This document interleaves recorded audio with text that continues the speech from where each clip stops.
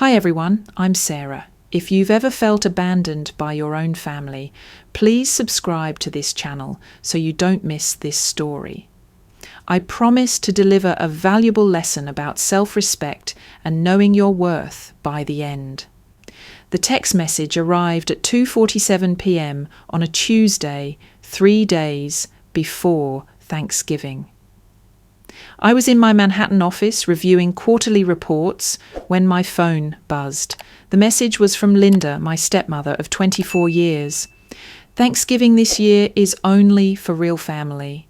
Don't come. I stared at those words until they blurred. 24 years. 24 Thanksgivings of feeling like an outsider at my own father's table. And now they weren't even pretending anymore. But this story doesn't start with that text message. It starts when I was 8 years old, standing in my grandmother's kitchen, flour in my hair and tears on my cheeks, learning to make pie crust because your daddy's got his new family now, sweetheart, and we need to take care of ourselves. My parents divorced when I was 8. Mum moved to California with her new boyfriend, a relationship that lasted exactly 6 months, leaving me with my maternal grandparents in upstate New York. Dad remarried Linda within a year, and suddenly I went from being his little princess to being a weekend inconvenience.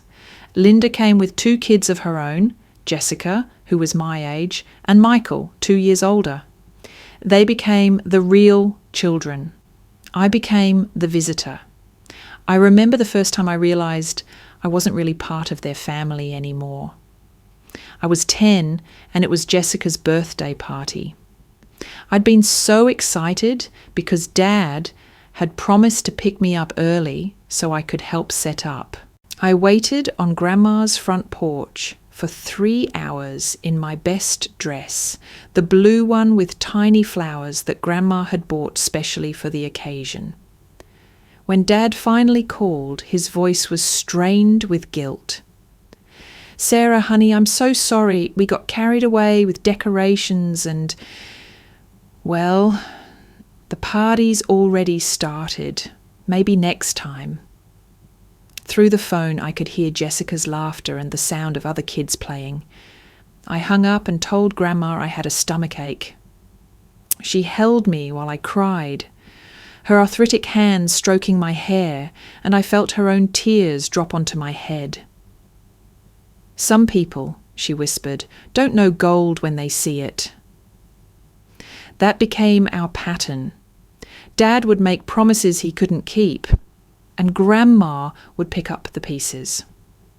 When I graduated valedictorian from middle school, Dad missed the ceremony because Michael had a baseball game.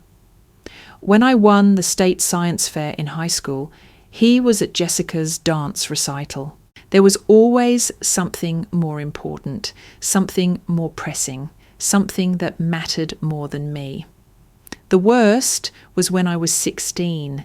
Dad was getting remarried again. Linda had left him for her personal trainer, and now he was marrying Karen, a nurse from the hospital where he worked as an administrator. I'd driven myself 2 hours in Grandpa's old pickup truck to attend the wedding, wearing a dress Grandma had sewn by hand. I was so nervous, but so hopeful. Maybe this fresh start would include me. I walked up to the church entrance, my heart pounding with anticipation. This was my chance to be part of Dad's life again. But the usher at the door, a young man in an ill-fitting tux, stopped me with a polite smile. "Name, please?" "Sarah Mitchell. I'm the groom's daughter." He scanned his list, frowning. "I'm sorry, I don't see you here." "There must be a mistake. My father is David Mitchell, the groom." "Let me check with someone." He disappeared for what felt like forever while I stood there, watching other guests stream past me in their wedding finery. When he returned, his expression was uncomfortable. "I'm sorry, miss, the guest list has been finalised and your name isn't on it." This is a small, intimate ceremony. Through the glass doors I could see Dad at the altar in his navy suit, the one I'd helped him pick out for my high school graduation the year before. Karen looked beautiful in cream-coloured silk. In the front row I spotted Michael and Jessica, now 13 and 15, looking bored but dressed in their Sunday best. I drove those 2 hours back to Grandma's house in complete silence, the radio off, the windows down despite the October chill. When I walked through her front door, she took one look at my face and opened her arms. I collapsed into them like I was 8 years old again. "He didn't know I was coming," I whispered into her shoulder. "Oh, sweetheart," she said, and I could hear the anger beneath her gentle tone. He knew. Grandpa died when I was 18, right before I started college. Dad showed up to the funeral in a wrinkled suit, stayed for the service, and left immediately after without speaking to me. Grandma died 4 years later, during my senior year at NYU. This time, I planned the entire funeral myself. I picked the flowers, wrote the obituary, chose the readings, and paid for everything. Dad didn't come at all. He sent a generic flower arrangement with a card that read, "With sympathy," not even signed in his handwriting. I stood alone at her graveside, watching them lower the woman who had raised me into the ground, and I made myself a promise. I would never again wait for David Mitchell to remember he had a daughter. But somehow, despite that promise, I kept hoping. It's amazing how hope can survive in the smallest spaces of your heart, even when logic tells you to let it die. I sent him my college graduation announcement, no response. I mailed him a wedding invitation when I married David 3 years ago. The RSVP card came back marked "unable to attend" in Linda's handwriting. Linda, who had divorced him 8 years earlier. When Emma was born 2 years ago, I sent a birth announcement with her tiny footprints on it. For a moment, I thought maybe being a grandfather would change something. The announcement came back, "Return to sender," with a note, "No longer at this address." But I knew where he lived. I'd driven past the house a few times over the years. A modest 2-story colonial where he lived with Karen and her teenage son from her first marriage. I could have tracked him down. Could have shown up on his doorstep with his granddaughter in my arms. But I didn't. Because some small part of me still had pride left. The irony is that I've been successful beyond anything my 18-year-old self could have imagined. I started my first business at 25 with a loan against Grandma's house. The house she'd left me, along with a small trust fund from Grandpa's insurance money. It was a simple concept, a platform connecting busy professionals with local service providers. House cleaning, dog walking, grocery delivery, all the things people in Manhattan needed but didn't have time to research and vet themselves. That first company sold for $2.8 million when I was 28. I used that money to start my current venture, a fintech company that helps small businesses manage their cash flow. We're valued at $15 million now, and growing by 30% year over year. I live in a penthouse overlooking Central Park. I have a husband who adores me, a daughter who lights up every room she enters, and enough money to never worry about anything again. By every external measure, I should feel complete. But success doesn't heal the parts of you that were broken in childhood. It doesn't fill the space where a father's love should have been. And it doesn't stop you from checking your phone every Christmas morning, hoping for a text that never comes. Which brings me back to that Tuesday afternoon in my office, staring at Linda's message.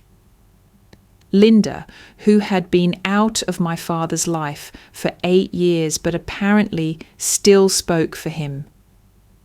Linda, who had never liked me even when I was a child, seeing me as competition for her own children's inheritance. Linda, who was now making it crystal clear that I had never been and would never be welcome. I screenshot the message and forwarded it to my husband David with a single word, "Unbelievable." His response came immediately. "Are you okay? Want me to come get you?" That's the difference between David and my father. David, who had proposed to me on our 2nd anniversary by hiding a ring in my morning coffee. David, who holds my hand during scary movies and lets me steal his French fries. David, who became a father to Emma with the same natural ease he brought to everything else. When David says he'll be somewhere, he shows up. When he makes a promise, he keeps it. When he says he loves me, I never have to wonder if he means it. I called him instead of texting back. "Hey, beautiful," he answered on the first ring. He always answered on the first ring. Linda texted me about Thanksgiving. There was a pause. David knew about my family situation. Knew about the endless cycle of hope and disappointment that had defined my relationship with my father for 2 decades. He'd been patient with my need to keep trying, even when he thought I was setting myself up for heartbreak. What did she say? I read him the message verbatim. Another pause, longer this time. "Sarah, I'm sorry, but fuck them." David never swears. He says darn and shoot and oh my goodness like he's perpetually stuck in 1955. Hearing him drop an F-bomb was like hearing a nun recite gangster rap. "David Mitchell Chen, did you just say the F word about my family?" "Your family is me and Emma. Those people are just DNA donors who happen to share your last name." He was right, of course, but knowing something intellectually and feeling it emotionally are 2 different things. I'd spent 24 years trying to earn my father's love, and some stubborn part of me wasn't ready to give up yet. "Maybe I should drive up there anyway," I found myself saying. "Maybe if I just show up, they'll—" "Sarah." David's voice was gentle but firm. "How many more times are you going to let them break your heart?" That night, I couldn't sleep. I kept thinking about Thanksgiving traditions, the things families do together that bind them across generations. David's family had always been warm and inclusive, welcoming me from our very first date. His parents, who had immigrated from Taiwan when David was 5, treated me like their own daughter from day one. His mother, Grace, sends me care packages filled with my favourite Chinese teas. His father, Robert, spent an entire weekend teaching me to make dumplings when I mentioned I wanted to learn. They'd invited us to their Thanksgiving in San Francisco, but I'd declined because I was still holding out hope for an invitation from my father. Now that hope was officially dead, killed by a single text message from a woman who had no right to speak for my family, but apparently did anyway. I got up around midnight and wandered into Emma's room. She was sleeping peacefully, her dark hair, inherited from David, spread across her pillow like silk. At 2 years old, she was fearless and joyful in the way only toddlers can be. She trusted that the adults in her life would catch her when she fell, feed her when she was hungry, and love her no matter what. I made a promise to her sleeping form she would never wonder if she was wanted. She would never stand outside a church in a handmade dress, being told she wasn't on the list. She would never spend her life chasing love from people who were constitutionally incapable of giving it. The next morning, David found me in the kitchen at 6 a.m, aggressively making pancakes with enough batter to feed a small army. "Stress cooking?" he asked, wrapping his arms around me from behind. "I've been thinking. Dangerous." I leaned back into his chest, drawing strength from his steady presence. "What if we host our own Thanksgiving this year? Just us. Maybe invite some friends who don't have family plans." "I think that sounds perfect." He kissed the top of my head. "Who needs them anyway?"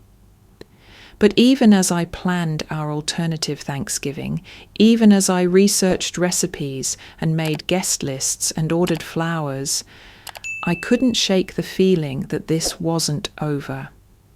24 years of disappointment doesn't just disappear because you decide to make different plans. It was Michelle who planted the seed that would change everything. Michelle Rodriguez had been my lawyer since I sold my first company, but she'd become much more than that over the years.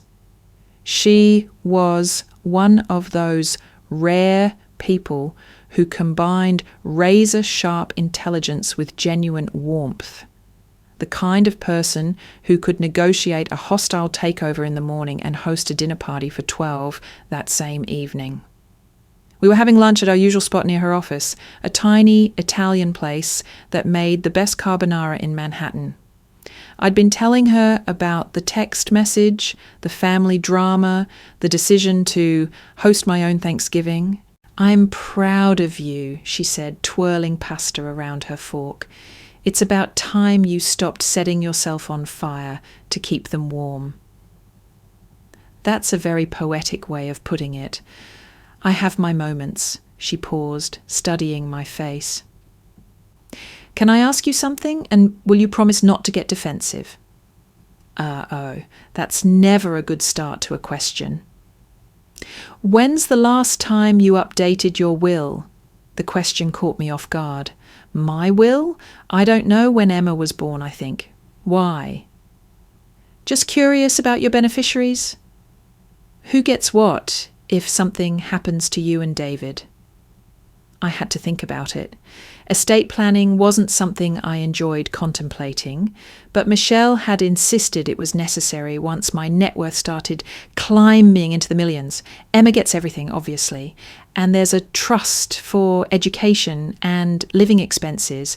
David gets the life insurance and the penthouse, and I think there's something for my father and his family. A small amount, like maybe 50,000 each for him, Michael, and Jessica. Michelle raised an eyebrow. "You left money to people who won't even invite you to Thanksgiving?" It seemed like the right thing to do at the time. "Sarah," Michelle leaned forward, her expression serious. "These people have spent your entire adult life making it clear that you're not part of their family. Why are you still taking care of them in your will?" It was a fair question, and one I didn't have a good answer for. "I guess I hoped that maybe someday..." "Someday what? They'd suddenly decide they loved you. They'd realise what they'd been missing all these years." Michelle's voice wasn't unkind, but it was direct in the way only true friends can be. "Honey, it's been 24 years. If they were going to change, they would have by now." That conversation haunted me for the rest of the week. I found myself thinking about legacy, about what we owe to people who've never been there for us, about the difference between family and DNA. And then, on Friday afternoon, something happened that changed everything. I was working late, trying to finish a presentation for Monday's board meeting, when my phone rang. The number was unfamiliar, but something made me answer it anyway. Sarah Mitchell? Speaking. This is Detective Rodriguez with the Albany Police Department. I'm calling about your father, David Mitchell. My heart stopped. Is he okay? He's fine, Mum, but he was in a minor car accident this afternoon and we found your contact information in his emergency contacts. Emergency contacts. After all these years of silence, I was still his emergency contact. Is he hurt? Does he need me to come up there? No, ma'am, just some minor cuts and bruises, but his car was totaled and he seemed pretty shaken up. We called to see if you could pick him up from the hospital. I looked at my watch. It was almost 6 p.m. on a Friday. Albany was a 3-hour drive in good traffic, probably 4 in weekend traffic. David was picking up Emma from daycare and we had dinner plans with friends. I'll be right there, I heard myself saying. The drive gave me too much time to think. Why was I dropping everything to rescue a man who had spent decades making it clear he didn't want me in his life? Why was my first instinct still to help him, even after everything? Maybe because, despite everything, he was still my father. Maybe because Grandma had raised me to be better than the people who hurt me. Or maybe because some pathetic part of me still hoped that this could be the moment when everything changed. I found him in the emergency room waiting area, looking smaller and older than I remembered. His hair, once thick and dark like mine, was now mostly grey and thinning. He had a bandage on his forehead and his hands were shaking slightly, whether from shock or age I couldn't tell. When he saw me walking toward him, his face went through a series of expressions: surprise, confusion, and something that might have been relief. Sarah, how did you... The police called me. Are you okay? I'm fine, just a fender bender. I don't know why they called you. I didn't ask them to... Dad... The word felt rusty in my mouth. It's okay, I'm your emergency contact, apparently. He looked embarrassed. I should probably update that. The comment stung more than it should have. Yeah, probably. We stood there in awkward silence for a moment, two strangers connected by nothing more than shared DNA and a complicated history. Finally, a nurse appeared to discharge him, and I found myself driving my estranged father back to his house in my Tesla Model S, a car that cost more than he made in a year. "This is nice," he said, running his hand over the leather seat. "You've done well for yourself." "I have." "I heard about your company, saw an article in the business section of the Times-Union." He'd been keeping track of my success from a distance. The thought was both comforting and infuriating. "Why didn't you ever call?" The question slipped out before I could stop it. He was quiet for a long time. When he finally spoke, his voice was barely above a whisper. I didn't know what to say. How about congratulations? How about I'm proud of you? How about I'm sorry I missed your entire life? Sarah? How about I love you? My voice was getting louder now, 24 years of hurt spilling out in the confined space of my car. How about anything, Dad? Anything at all? I know I messed up. Messed up. I pulled into his driveway and put the car in park, turning to face him fully for the first time. Dad, you didn't mess up. You abandoned me. There's a difference. His house looked the same as it had the few times I'd driven past over the years. well maintained but modest, with Karen's flower garden in front and a basketball hoop in the driveway that must belong to her son. It looked like a home where a family lived, laughed, and loved each other. It looked like everything I'd wanted as a child and never had. "Do you want to come in?" he asked. "Karen's working the night shift, but I could make some coffee."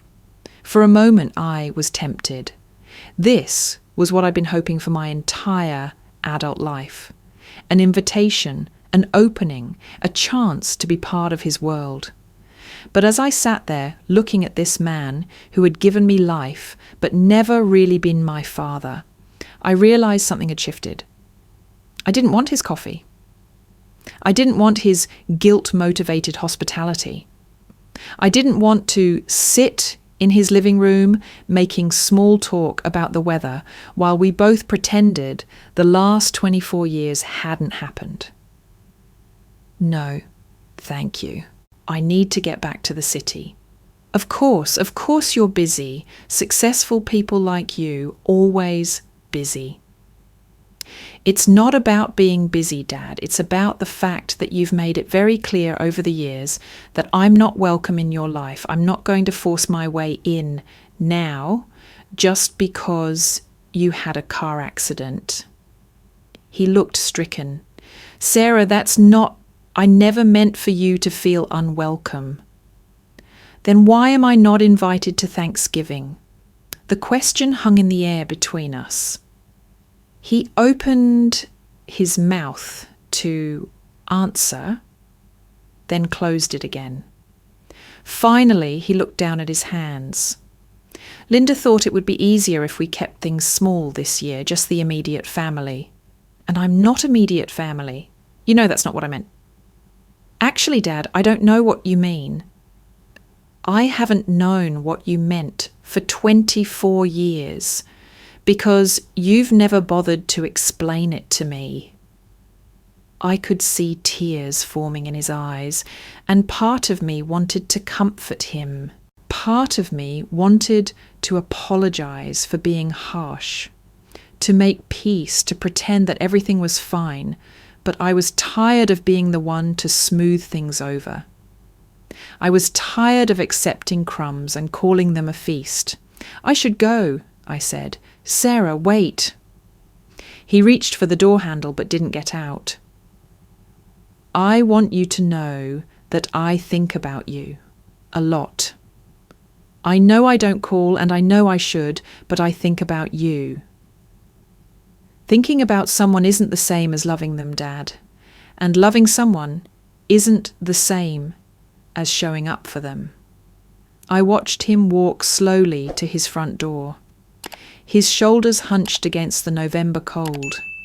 When he reached the porch, he turned back to wave, but I was already pulling out of the driveway.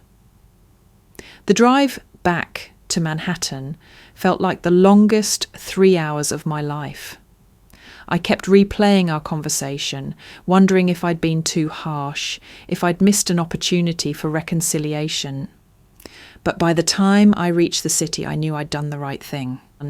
David was waiting up for me when I got home, sitting on our couch with a cup of tea and a book. He looked up when I walked in, his expression full of concern. "How did it go?" I collapsed next to him, suddenly exhausted. "It went exactly like it always goes. He's sorry, but not sorry enough to change anything. He loves me, but not enough to show it. He wants me in his life, but not enough to actually invite me into it." David set down his book and pulled me into his arms. "I'm sorry, sweetheart. I think I'm done, David. I think I'm finally actually done." "What do you mean?" "I mean, I'm done waiting for him to love me the way I need to be loved. I'm done accepting less than I deserve. I'm done letting his inability to be a father define my worth as a daughter." David was quiet for a moment, stroking my hair. "What are you going to do?" "I don't know yet. But something's going to change. It has to. That night, I lay in bed, staring at the ceiling, thinking about legacy and family and what we owe to people who've never been there for us. I thought about Emma sleeping peacefully in the next room and the kind of mother I wanted to be for her. I thought about the example I was setting by continuing to chase love from people who were incapable of giving it.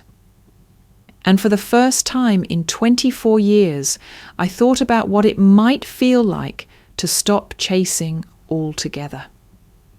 Monday morning, I called Michelle. "I want to change my will," I said without preamble. "Good morning to you too, sunshine. What kind of changes are we talking about?" "I want to remove my father and his family as beneficiaries, all of them." There was a pause. "Are you sure?" This feels like it might be a reaction to the Thanksgiving thing. "It's not a reaction, Michelle. It's a decision, a long overdue decision." "Okay, what do you want to do with that money instead?" I'd been thinking about this all weekend. Set up college funds for kids in foster care.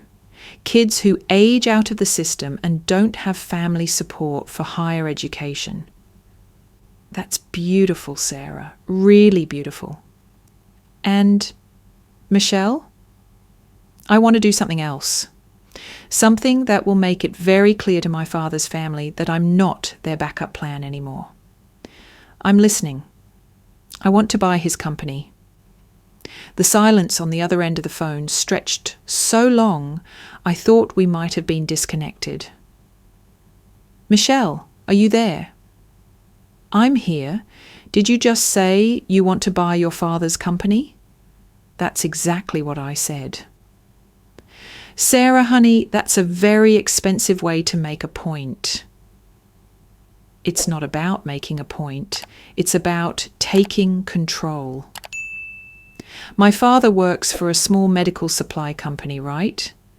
They're probably struggling in the current market, probably looking for investors or buyers. I have the capital and I have the connections. Why shouldn't I buy them? Because it's your father's livelihood? And he's never cared about mine?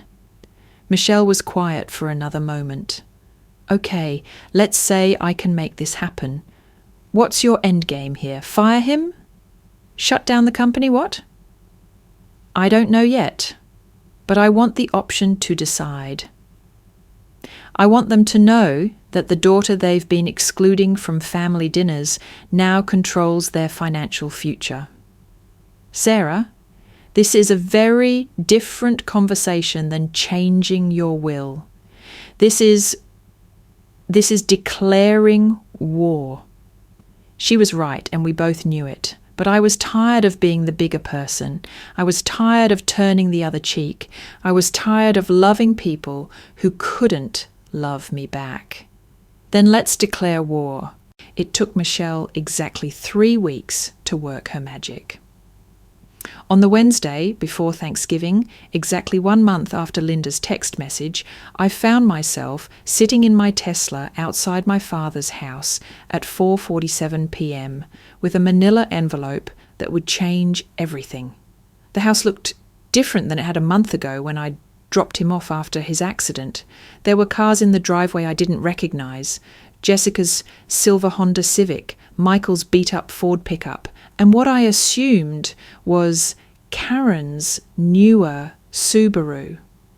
Through the living room window, I could see people moving around, the warm glow of what looked like a family gathering in full swing. They were having their real family Thanksgiving, just like Linda had promised. Without me? Michelle sat in the passenger seat, her own briefcase balanced on her lap, looking every inch the powerhouse attorney she was in her charcoal grey suit and red lipstick. She tried one last time that morning to talk me out of this. "You know there's no going back from this, right?" she'd said over coffee.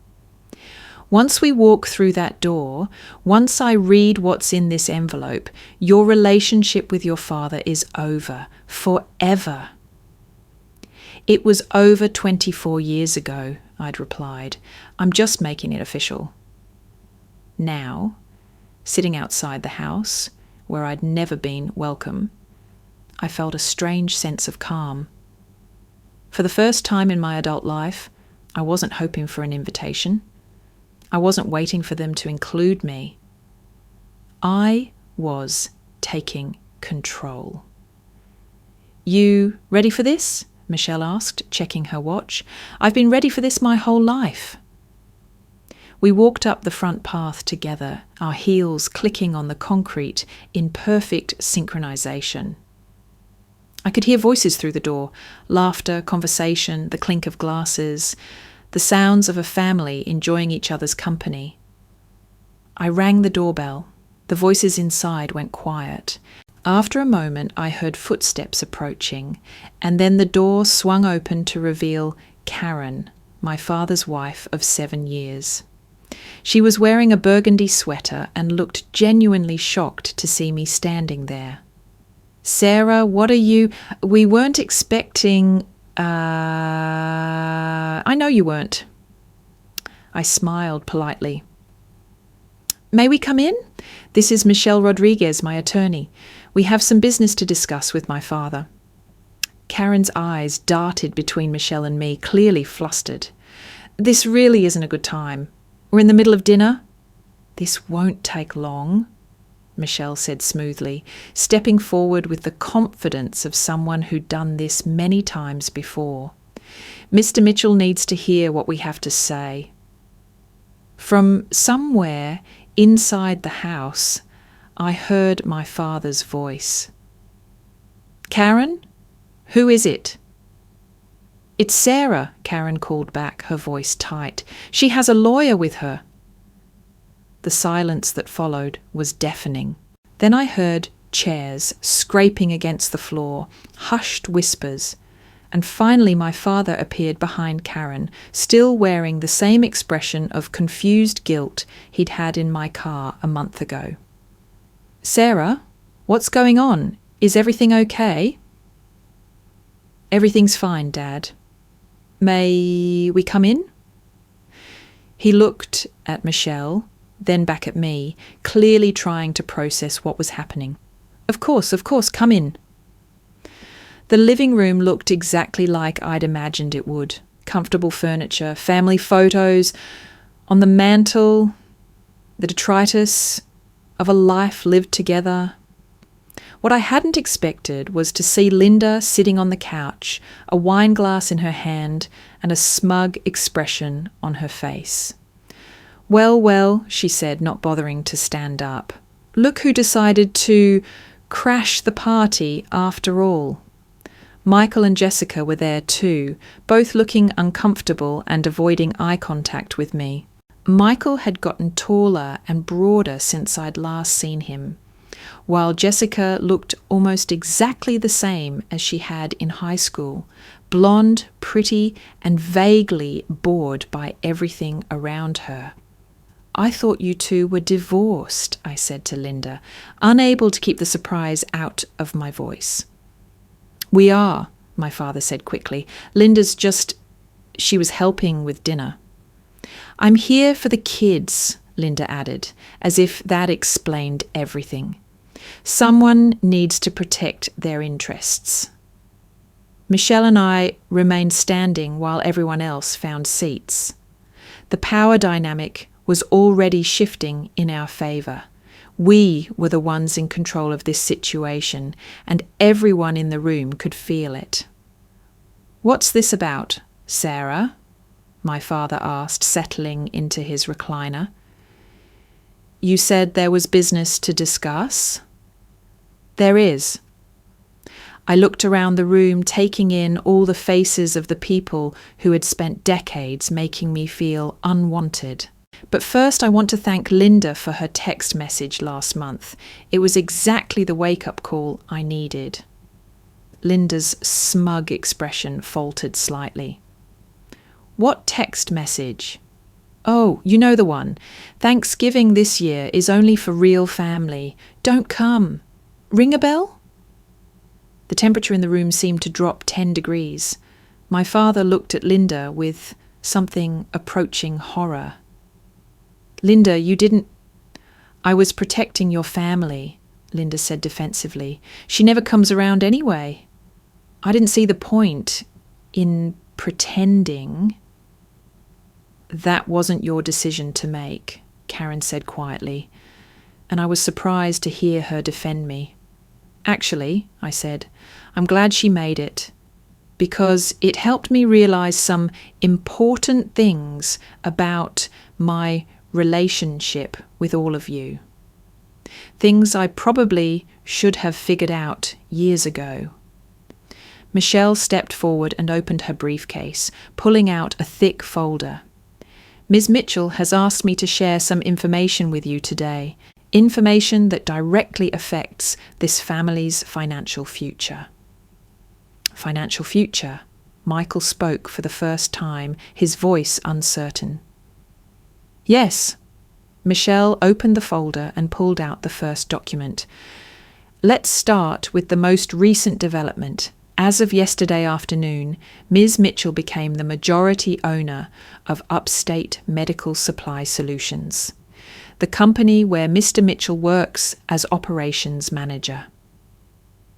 The silence that followed was so complete, I could hear the grandfather clock ticking in the hallway. My father's face went white. That's impossible, he whispered. I'm afraid it's very possible, Michelle continued. The company has been struggling financially for the past 2 years. And the previous owners were eager to sell to someone with both the capital and the industry connections to turn things around.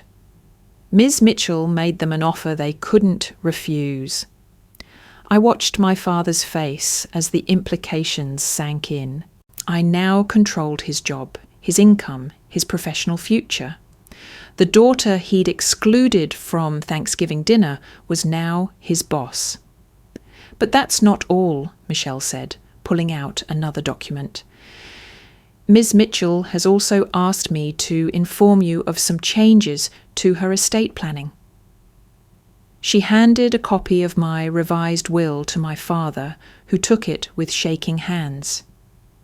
As you'll see, all previous bequests to members of the Mitchell family have been revoked. The $50,000 previously designated for Mr. Mitchell and the $25,000 each for Michael and Jessica have been redirected to establish college scholarships for foster children aging out of the system. Jessica gasped, "You're taking away our inheritance?" "I'm redirecting money that was never yours to begin with," I said calmly. Money I was planning to leave to people who made it very clear they don't consider me family. "This is ridiculous," Linda sputtered, standing up so quickly she nearly spilled her wine. "You can't just waltz in here and threaten people because your feelings got hurt." "Actually, I can," I said, "because that's what happens when you have money and power. You get to make decisions about your own life and your own assets. Shocking concept, I know." My father was still staring at the will, his face growing paler by the minute. "Sarah, I think there's been a misunderstanding about Thanksgiving, about everything. We want you here. You're always welcome here." "Am I?" I pulled out my phone and opened my screenshots folder. "Because I have a very different message right here. Would you like me to read it out loud?" "There's no need for that," Karen said quickly. She looked genuinely embarrassed, which surprised me. "Oh, but I think there is." I cleared my throat and read Linda's message verbatim. "Thanksgiving this year is only for real family. Don't come." And I looked up at my father. "Signed, sent, and delivered by someone who apparently speaks for you." I never asked her to send that, my father said weakly.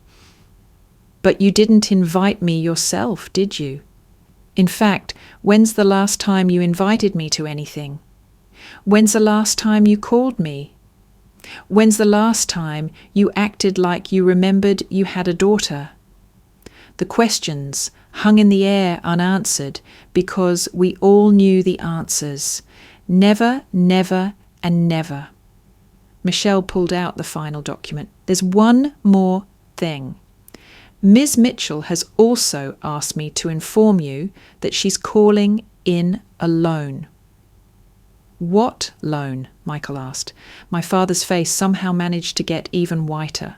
Sarah, you can't mean... The $500,000 you borrowed from me 3 years ago to expand the business, I said. The loan you promised to pay back within 2 years. The loan that's now 14 months overdue. I'd actually forgotten about that loan until Michelle reminded me during our planning sessions. My father had called me out of the blue, the first time I'd heard from him in years, asking for help with a business opportunity. Like an idiot, I'd said yes, thinking maybe this could be a bridge between us. He'd made exactly 3 payments before the money stopped coming. I've been meaning to discuss a payment plan, my father said desperately. The time for payment plans was 14 months ago. Michelle handed him another document. This is a formal demand letter. The full amount, plus interest, is due within 30 days. 30 days? Jessica's voice was shrill. That's impossible. Nobody has that kind of money just lying around. Well, I said pleasantly, maybe you should have thought about that before you decided I wasn't real family. Linda was back on her feet now, her face red with anger. This is extortion. You can't do this to people just because you're having a tantrum. I'm not having a tantrum, Linda. I'm having a realization. I've spent my entire adult life trying to earn love from people who are fundamentally incapable of giving it. I've accepted crumbs and called them a feast. I've let you make me feel grateful for the bare minimum of human decency. I looked around the room, making eye contact with each of them. But here's what I've finally figured out. I don't need your love anymore. I don't need your approval. I don't need anything from any of you. Sarah, please, my father said, standing up from his chair. We can work this out. We're family. No, we're not.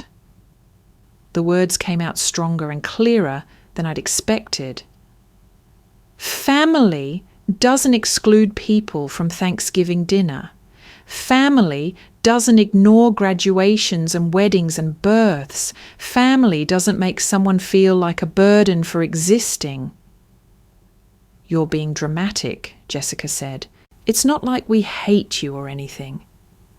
You're right. You don't hate me. That would require actually caring enough to have strong feelings about me. What you've done is worse. You've been indifferent. You've treated me like I'm invisible, like I'm nothing, like I don't matter at all. I could feel tears starting to form, but I refused to let them fall. Not here. Not in front of these people who had forfeited the right to see my vulnerability years ago. And you know what? Maybe I don't matter to you.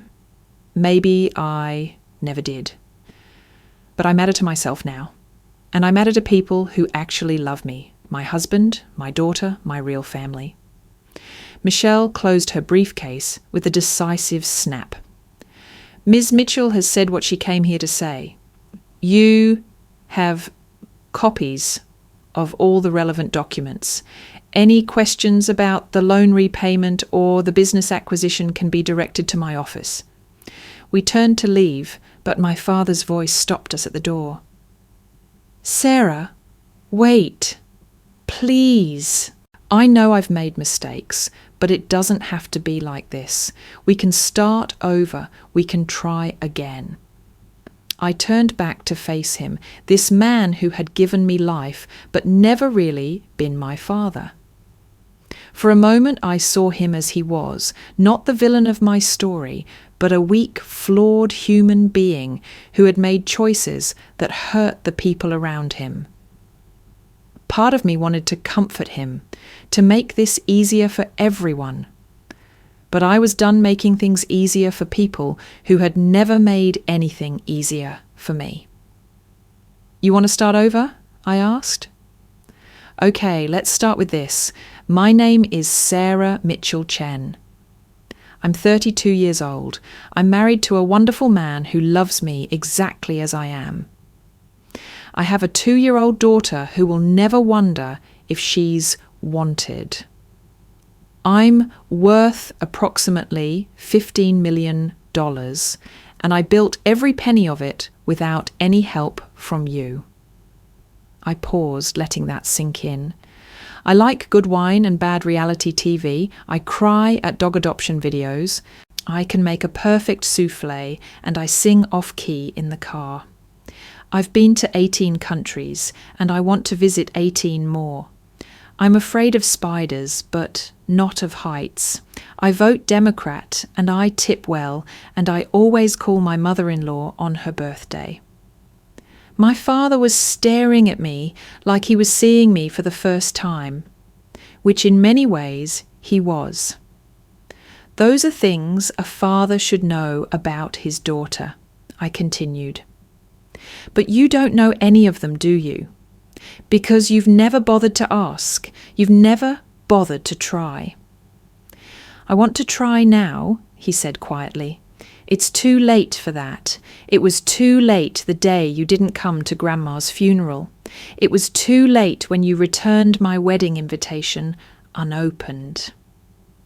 It was too late when you made me stand outside your church in a handmade dress." I looked around the room one more time, memorizing faces I probably wouldn't see again. "You all made your choice about what kind of family you wanted to be. And now I'm making mine." Michelle and I walked out into the November evening, leaving behind 24 years of hoping and waiting and trying to be good enough for people who would never think I was good enough. "How do you feel?" Michelle asked as we got back into my car. "Free," I said, and meant it. The drive back to Manhattan felt different than it had a month ago. There was no second guessing, no wondering if I'd been too harsh, no lingering hope that they might call to apologize. There was just peace. David was waiting up for me again, but this time Emma was awake too, sitting on his lap in her pajamas and eating goldfish crackers way past her bedtime. "Mama!" she squealed when she saw me, launching herself into my arms with the fearless confidence of a child who has never doubted her welcome. "How's my baby girl?" I asked, covering her face with kisses. "Why are you still awake?" "She missed you," David said. "We both did." "How did it go?" I settled onto the couch with Emma in my lap, breathing in her perfect little kid smell of baby shampoo and crackers. It went exactly how it needed to go. "Are you okay?" "I'm better than okay. I'm done." David studied my face carefully. Done, or done until next time. Done, forever done. They're out of my life, out of my will, and out of my head. And the company? Still mine. I haven't decided what to do with it yet, but I have options. Emma had fallen asleep in my arms, her small body warm and trusting against mine. Looking down at her peaceful face, I made another promise. She would grow up knowing she was loved unconditionally. She would never have to earn her place in our family or prove her worth through achievement. She would know from the very beginning that she was wanted and cherished and enough exactly as she was. "What are you thinking about?" David asked softly. Legacy, I said, what we pass down to our children. What really matters. And what really matters.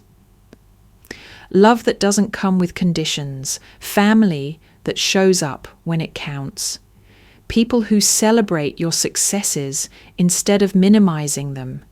Who comfort you during failures instead of using them as evidence that you're not good enough. David reached over and took my free hand. She's going to have all of that. I know she is, because we're going to give it to her. The next morning was Thanksgiving, and we hosted exactly the kind of dinner I'd always dreamed of having. David's parents flew in from San Francisco. Michelle came with her partner and their twin boys. Our neighbours from down the hall, an elderly couple who had no family nearby, joined us for dessert. Emma sat in her high chair, making a beautiful mess with sweet potato puree, while the adults talked and laughed and told stories. Nobody checked their phones during dinner. Nobody made passive-aggressive comments about anyone's life choices. Nobody made anyone feel like they had to earn their place at the table. During Grace, a tradition from David's family that I'd grown to love, I found myself genuinely grateful for the first time in years. Grateful for David's steady love, for Emma's joyful presence, for Michelle's fierce friendship, grateful for Grace and Robert, who had welcomed me as a daughter from the moment we met. Grateful for the family I'd chosen and who had chosen me back, and surprisingly grateful for Linda's text message, because it had forced me to finally stop waiting for people who were never going to choose me and start fully appreciating the people who already had. 6 months later, I was in my office reviewing quarterly reports when my assistant buzzed me. Sarah? There's a David Mitchell here to see you. He says he's your father?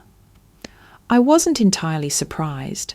I'd been expecting this visit ever since the 30-day deadline for the loan repayment had come and gone. He'd defaulted, of course, which meant I now owned his house as collateral. Michelle had been handling the legal proceedings, but I'd known he would eventually show up in person. Send him in.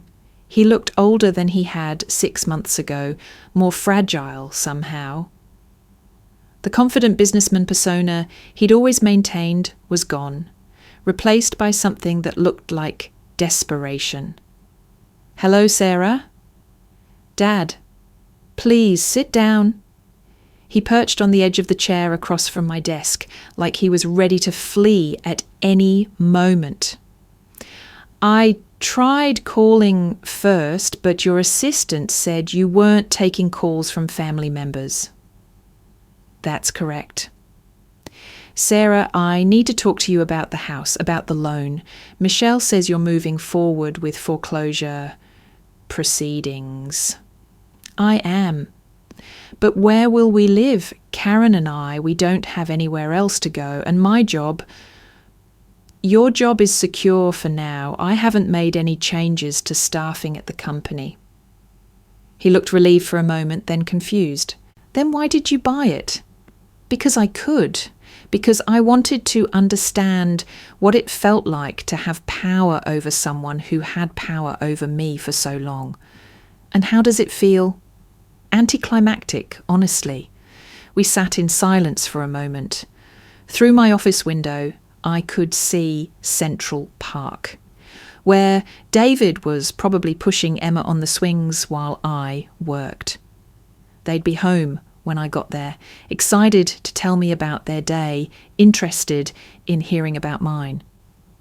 I've been thinking a lot about what you said, my father continued, about being a father, about knowing my daughter. You were right. I don't know you at all. No, you don't. I'd like to, if you'd let me. I studied his face, looking for signs of manipulation or desperation. but all I saw was genuine regret. It was 24 years too late, but it was real. "Why now?" I asked. "Why, after all this time, do you suddenly want to know me?" "Because I'm getting older, because I realise I wasted most of your life being afraid." "Afraid of what?" "Afraid that I'd disappoint you the way I disappointed your mother, afraid that I wasn't good enough to be your father, afraid that if I tried and failed, it would hurt more than just not trying at all." It was the most honest thing he'd ever said to me, and it explained everything. He'd been so afraid of failing as my father that he'd chosen not to try at all, not realising that the choice itself was the failure. "I'm sorry, Sarah. I'm so sorry." "I know you are. Can you forgive me?" The question I'd been waiting to hear my entire life, and now that it was finally here, I realised forgiveness wasn't what I needed anymore. "I already have," I said. "But forgiveness doesn't erase the past. It doesn't give us back the relationship we could have had. It doesn't make us family." "Then what does?" "Time, consistency, showing up when it matters." "And we don't have time, Dad. I'm 32 years old. I have my own family now, my own life. I can't go back to being 8 years old, waiting for my daddy to love me." He was crying now, silent tears that he didn't bother to wipe away.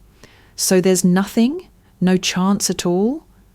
I thought about Emma, about the kind of mother I wanted to be, about the kind of grandmother I hoped she would someday have. "I don't know, maybe, but it would have to be completely different. It would have to be real." "What would that look like?" "It would look like you showing up, consistently, without being asked. It would look like you making an effort to know my husband and my daughter. It would look like you choosing me actively and repeatedly, instead of making me fight for scraps of your attention." I can do that. Maybe you can, but I don't trust you yet. And I won't risk my daughter getting attached to a grandfather who might disappear when things get complicated. He nodded, understanding. "What about the house?